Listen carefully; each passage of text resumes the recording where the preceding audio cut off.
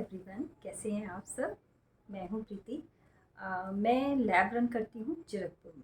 तो आज का टॉपिक जो है वो है डेंगू से रिलेटेड, जो कि मुझे बताना मुझे लग रहा था कि बहुत ज़रूरी है आज के टाइम पे, क्योंकि आजकल जैसे कि डेंगू बहुत ज़्यादा फैला हुआ है। मेरे पास जैसे टेस्ट आते हैं तो मुझे पता लगता है कि डेंगू पॉजिटिव है और लोगों को अवेयर करना बहुत ज़रूरी है इस टाइम पे। तो सबसे पहली बात तो डेंगू फैलता कैसे है, ठीक है, और इसके सिम्टम्स क्या होते हैं, ये कैसे क्योर किया जाता है, इसके क्या साइड इफ़ेक्ट्स आते हैं बॉडी के अंदर, ये सब जानकारी आज मैं आप सबको दूंगी। तो चलिए शुरू करते हैं आज की वीडियो। तो सबसे पहले तो यही बात मैं आपको बताना चाहती हूँ कि डेंगू होता कैसे है। डेंगू है क्या चीज़। डेंगू एक वायरल फीवर है जो एक मॉस्किटो के काटने से होता है। मॉस्किटो जो एडिस नाम का मॉस्किटो है वो बहुत स्ट्रॉन्ग होता है। वो इतनी जल्दी ये वायरल इन्फेक्शन को इतनी जल्दी जल्दी फैलाता है कि आज अभी एक हेल्दी पर्सन को काटेगा, देन उसके बाद दूसरे पर्सन को काटना शुरू कर देगा। तो आप समझ रहे हैं मेरी बात को, ये बहुत तेज़ी से फैल रहा है इस टाइम पे। जहाँ तक मुझे पता है इस टाइम पे डेंगू और चिकनगुनिया वायरल फीवर बहुत ज़्यादा फैला हुआ है इस टाइम पे। तो मैं आपको इसी के बारे में बताना चाहती हूँ कि डेंगू फीवर कैसे होता है। डेंगू फीवर मॉस्किटो के काटने से होता है। ये एक वायरल फीवर है। ब्लड में जैसे ही ये आपको काटेगा उसके बाद ब्लड में आपके वो वायरस चला जाएगा। वायरस जाने के बाद वो इतना ज़्यादा इन्फेक्शन को बहुत तेज़ी से फैलाता है कि आपका प्लाज्मा ड्रेन आउट होना शुरू हो जाता है। उसके होने से, ड्रेन आउट होने की वजह से आपकी प्लेटलेट्स पे इतना ज़्यादा इफेक्ट आता है कि वो आपकी डाउन जाना स्टार्ट होती है। तो डॉक्टर्स आप लोगों को यही सजेशन देते हैं कि आप अपनी प्लेटलेट्स चेक कराइए, जिससे आपको पता लगता रहे कि आपका फीवर कितना इन्फेक्शन आपकी बॉडी के अंदर है और कितनी कैसे उसको डोज देनी है, कितना उसको ध्यान देने की ज़रूरत है। तो पहली बात तो यही है इसमें कि अगर आपको डेंगू हो गया, ठीक है, मॉस्किटो ने आपको काटा, आपको डेंगू फीवर हो गया, वायरल फीवर, तो आपको उसके लिए कैसे आपको पता लगेगा, सिम्टम्स क्या हैं इसके। सिम्टम्स इसके ये बहुत बहुत अच्छे से बहुत जल्दी से पता लग जाते हैं। जैसे जॉइंट्स पेन रहेगा बहुत ज़्यादा, आपकी मसल्स पेन रहेंगी, आपको बॉडी में रैशेज आने शुरू हो जाएंगे, आपको वोमिटिंग जैसा होगा, स्टमक पेन रहना, डायरिया होना, ये सारे सिम्टम्स डेंगू के हैं। वायरल फीवर होता है उसमें भी जॉइंट्स पेन होते हैं, बट इसमें क्या होता है कि आपकी बॉडी में रैशेज होना शुरू हो जाते हैं, ठीक है। तो ये इसके सिम्टम्स हो जाते हैं। सिम्टम्स होने के बाद मान लो आपको पता लग गया, ठीक है, कि डेंगू है। डेंगू होने के बाद आपने इसको कैसे इसका ध्यान रखना है, कैसे आप इसको क्योर करेंगे। तो सबसे पहली बात तो आप डॉक्टर के पास जाएंगे, कंसल्ट करेंगे डॉक्टर से। डॉक्टर से जैसे ही कंसल्ट करेंगे, डॉक्टर आपको एक टेस्ट बोलेंगे, डेंगू टेस्ट, देन सीबीसी, ठीक है। आपने सीबीसी कराया, सीबीसी जैसे ही आप चेक कराएंगे तो आपको पता लगेगा कि प्लेटलेट्स आपकी बॉडी के अंदर अभी कितनी हैं, जिसकी नॉर्मल रेंज होती है 1.5 लाख से 4.5 लाख, ठीक है। तो जब 1.5 लाख से नीचे जानी शुरू होती हैं तब आपको प्रॉब्लम आनी शुरू होती है, ठीक है। तो और डेंगू अगर आपका पॉजिटिव है तो, अगर डेंगू नेगेटिव है तो आपकी प्लेटलेट्स ड्रेन आउट नहीं होंगी। तो ये बात का आपको ध्यान रखना है, ठीक है। आपकी प्लेटलेट्स कितनी रहती हैं आपकी बॉडी के अंदर, वो डिपेंड करता है आपकी इम्यूनिटी पे, ठीक है। इम्यूनिटी कितनी स्ट्रॉन्ग है, कितना आप डाइट अपनी अच्छी लेते हैं, तो उस पर डिपेंड करता है।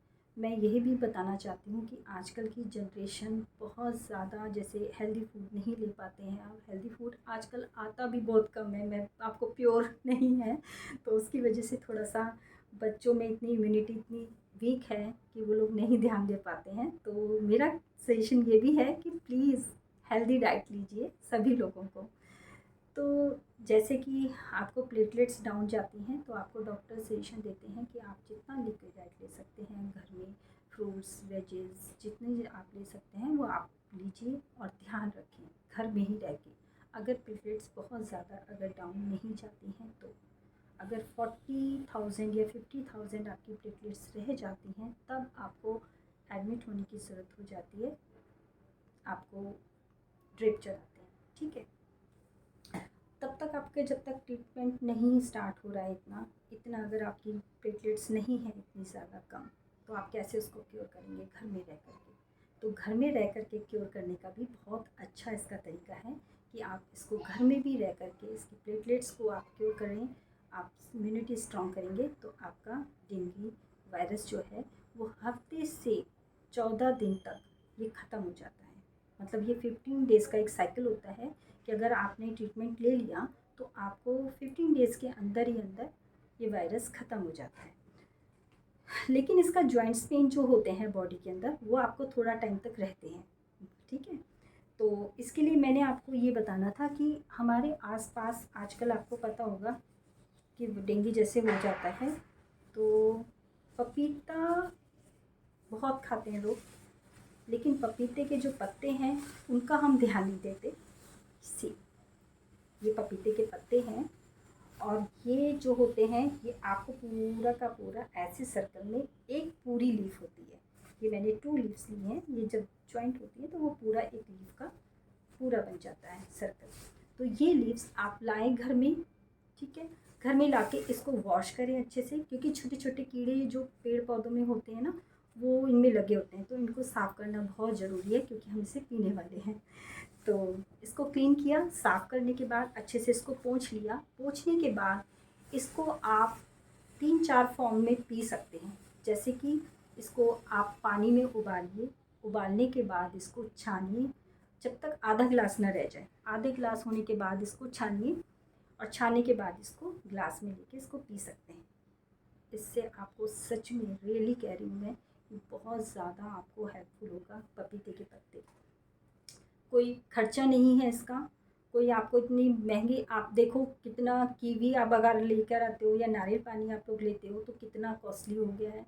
तो ठीक है, सबके लिए अफोर्ड करना नहीं होता, तो मैं इसीलिए ये जानकारी आप लोगों को देना चाहती हूँ। एक तरीका इसका ये है कि इसको आप मिक्सी में ग्राइंड कर लीजिए। ग्राइंड करने के बाद पानी डाल के मिक्सी में ग्राइंड करना है और उसको छान के उसमें थोड़ा सा आपने, क्योंकि कड़वा होता है ये बहुत ज़्यादा, तो इसमें थोड़ा सा नींबू और थोड़ा सा इसमें शहद मिलाकर इसको पी सकते हैं, ठीक है। और एक तरीका है इसको कि कई बार ना लोग क्या करते हैं कि जो वो उखली होती है ना उसमें उसको कूट करके इसको बहुत अच्छे से कूट लिया, इसका जूस निकाला और इसको पी लिया। ये भी एक तरीका है इसका। तो जैसे आपको ठीक लगता है वैसे इस फॉर्म में ले सकते हैं, लेकिन इसको ये भी ध्यान रखना है आपके कि पूरे एक दिन में आप 25 ml ही ले सकते हैं, उससे ज़्यादा ना लें क्योंकि गर्म भी होता है।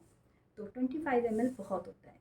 तो अगर आपने 1 वीक अगर आपने पी लिया इसको तो आपकी डेंगू की जो प्रॉब्लम है या जो वायरस आपके अंदर है वो सच में इससे वायरस से लड़ने में आपको बहुत ज़्यादा फ़ायदा मिलेगा। इन पत्तों में जो ऐसे कंपाउंड पाए जाते हैं पपीते के पत्तों में कि जो हमारे जो मलेरिया या डेंगू जैसे वायरस को कम करने में बहुत हेल्पफुल होते हैं। तो इसलिए मैं इसके बारे में आपको बताना चाह रही थी कि पपीते के पत्ते में ऐसे कंपाउंड्स पाए जाते हैं कि जो हमें इम्यूनिटी तो स्ट्रॉन्ग करते ही करते हैं, साथ में हमारी बहुत सारी प्रॉब्लम्स को ठीक करते हैं। जैसे कि आपका डाइजेशन की से प्रॉब्लम हो या आपके लीवर से रिलेटेड प्रॉब्लम हो, आपके स्किन से प्रॉब्लम रिलेटेड हो, या फिर आपको कि जैसे आपको आजकल कैंसर की प्रॉब्लम जैसे सुन रहे होंगे, तो इस तक की प्रॉब्लम्स को भी ये क्योर करने में बहुत हेल्पफुल है और हमारे घर के आसपास ही होता है। तो हमें थोड़ा ध्यान देना चाहिए इन चीज़ों पे, तो मैं इसीलिए बताना चाहती थी आपको।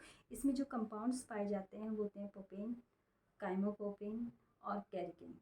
ये ऐसे जो कंपाउंड्स हैं ये इस तरीके के कंपाउंड्स हैं जो आपकी बॉडी में जब आप इसको पीते हैं रेगुलर, आप हफ्ते तक लीजिए, 15 दिन लीजिए, जैसे आपको ठीक लगता है आप लेंगे, आपके ब्लड के अंदर इम्यूनिटी को स्ट्रॉन्ग करते हैं, जिससे आपको कोई भी वायरल इन्फेक्शन, किसी भी तरीके की वीकनेस हो वो आपकी ख़त्म करते हैं, आपको स्ट्रॉन्ग बनाते हैं। तो प्लीज़ इसको लीजिए।